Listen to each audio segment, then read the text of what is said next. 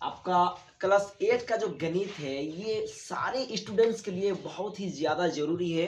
सिर्फ 8 क्लास का ही नहीं बल्कि क्लास 9th हो 10th हो या फिर किसी भी क्लास के वो स्टूडेंट्स हो, राइट, सब स्टूडेंट्स के लिए ये बहुत ही ज़्यादा ज़रूरी है। तो आज इस क्लास में आज हम लोग जानने वाले हैं कि क्लास 8 के भूमिका, उसका इंट्रोडक्शन क्या है, उसको आज हम लोग जानने की कोशिश करेंगे। तो क्या है कि सबसे पहला जो है प्राकृतिक संख्या, राइट। प्राकृतिक संख्या क्या होता है? जैसे कि कोई भी चीज हम लोग गिनने के लिए शुरू करते हैं ना, जैसे कि 1 2 3 4 5 6 एक से शुरू करते हैं। कोई भी चीज हम लोग एक से शुरू करते हैं, that's called natural number, right. वही प्राकृतिक संख्या कहलाता है। प्राकृतिक संख्या, गणन संख्याओं को प्राकृतिक संख्या कहते हैं। गणन संख्याओं को प्राकृतिक संख्या कहते हैं। अब गणन संख्या मतलब क्या होता है? वही गिनना। जैसे कोई भी चीज को अगर आप काउंटिंग करना चाहते हैं तो एक से शुरू करते हैं, राइट, और वही गणन संख्या होता है। जैसे 1 2 3 4 5 6 7 8 9 10 हजार करोड़ 10 करोड़ जो भी चाहे आप कह सकते हैं, लेकिन शुरुआत कहाँ से होगा? एक से होगा। That is called natural number, वह प्राकृतिक संख्या कहलाते हैं। नेक्स्ट क्या है? पूर्ण संख्या। पूर्ण संख्या क्या? All numbers. पूर्ण संख्या जैसे 0 से शुरू होता है। जैसे कि आप 10 लिखना चाहेंगे 10, तो without 0 you can't right 10, right. Without 0 के बिना आप 10 नहीं लिख सकते हैं। तो यहाँ पर ऑल नंबर्स क्या होता है कि वह संख्या जो 0 से शुरू हो जाए, 0 से शुरू करते हैं उसे हम लोग ऑल नंबर्स कहते हैं। पूर्ण संख्या ऑल नंबर्स। सभी प्राकृतिक संख्या 0 शून्य के साथ मिलकर पूर्ण संख्या कहलाती है। जैसे 0 1 2 3 4 5 6 7 8 9 10, यानी जितने भी प्राकृतिक संख्या है वही सभी हमारा जो है ऑल नंबर्स है, पूर्ण संख्या है। लेकिन साथ में सिर्फ 0 ले लेना होगा, 0 से शुरू करना होगा। That is called whole numbers, right. पूर्णांक, पूर्णांक इंटीजर्स। अब देखिए पूर्णांक इंटीजर्स क्या होता है? ये जो हम लोग अभी पढ़े ना नेचुरल नंबर्स, वही सब, बस नंबर्स को लिखने का दो तरीका होता है। एक होता है प्लस में और एक होता है नेगेटिव में। अब जानते होंगे पॉजिटिव नंबर्स और नेगेटिव नंबर्स, वही इंटीजर्स है। चलिए इंटीजर्स जो है दो भाग में है। इंटीजर्स एक आता है माइनस में और एक होता है प्लस में। माइनस में जैसे कि -1 -2 -3 -4 -5 -6, इस तरह से आपका अनंत तक चलते रहेंगे। उसी का उल्टा फिर क्या है? 1 2 3 4 5 6, ये पॉजिटिव है, धनात्मक है, पॉजिटिव इंटीजर्स। और पॉजिटिव इंटीजर्स को हम लोग प्लस VE से शो ऑफ कर सकते हैं और नेगेटिव इंटीजर्स को हम लोग -VE से शो ऑफ कर सकते हैं। तो इंटीजर्स आपका दो तरह का होता है, एक होता है ऋणात्मक, एक होता है धनात्मक। नेगेटिव नंबर्स और पॉजिटिव नंबर इंटीजर्स, और नेगेटिव इंटीजर्स और पॉजिटिव इंटीजर्स। इंटीजर्स मींस क्या होता है? पूर्णांक।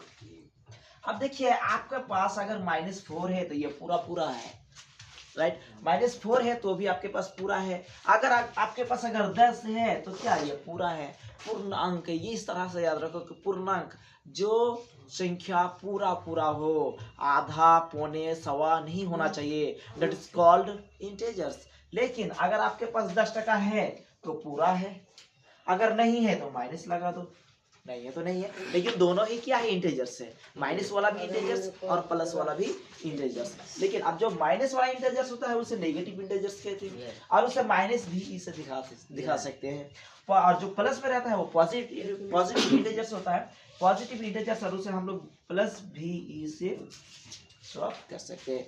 और क्लास 8 के लिए एक और बहुत ही बड़ी बात, आप क्लास 8 का गणित जब से शुरू करेंगे ना, तो शुरू से लेकर के चाहे 8 हो 9 हो कोई भी क्लास हो, ये तो सबके लिए जरूरी है। खैर, तो जब आप क्लास शुरू करेंगे तो स्टार्टिंग से लेकर के आखिर तक आपको एक संख्या देखने को मिलेगा और वह है रेशनल नंबर, वह है परिमेय संख्या। शुरू से लेकर के आखिर तक आपको मिलेगा ही। हर एक 2 3 4 पेज में आपको रेशनल नंबर, परिमेय संख्या मिलेगा ही मिलेगा। तो ये जो परिमेय संख्या होता है, परिमेय संख्या, वह संख्या, परिमेय संख्या, परिमेय संख्या नहीं है संख्या, अच्छा हो जाएगा रे। परिमेय संख्या वह संख्या जो P/Q के रूप में Q/0 ना हो, P/Q के रूप में लिखा हो और क्यू बराबर जीरो ना हो। ना हो। ये तो पॉइंट तो वह संख्या जो परिमेय संख्या के रूप में लिखा हो संख्या कहलाते हैं। जीरो ना हो तो वह परिमेय संख्या कहलाते हैं। नोट कीजिए, इसको लिख लीजिए। क्या है परिमेय संख्या? वह संख्या है जो P अपन Q के रूप में लिखा हो और Q बराबर जीरो ना हो, यानी जो Q होगा Q का मान कभी भी जीरो नहीं होगा, और Q का मान अगर जीरो हो तो वो फिर परिमेय संख्या आपका हुआ ही नहीं, वो परिमेय संख्या नहीं हुआ। ध्यान रखिएगा, P का बराबर जो है, P का मान आपका जीरो हो सकता है लेकिन Q का मान कभी जीरो होगा ही नहीं, और अगर Q का मान अगर जीरो हो जाए तो वो परिमेय संख्या हुआ ही नहीं। तो परिमेय संख्या का एक शर्त है, क्या है? परिमेय संख्या वह संख्या जो P अपन Q के रूप में लिखा हो और Q बराबर जीरो ना हो, that is called rational number, उसे परिमेय संख्या कहलाते हैं। तो परिमेय संख्या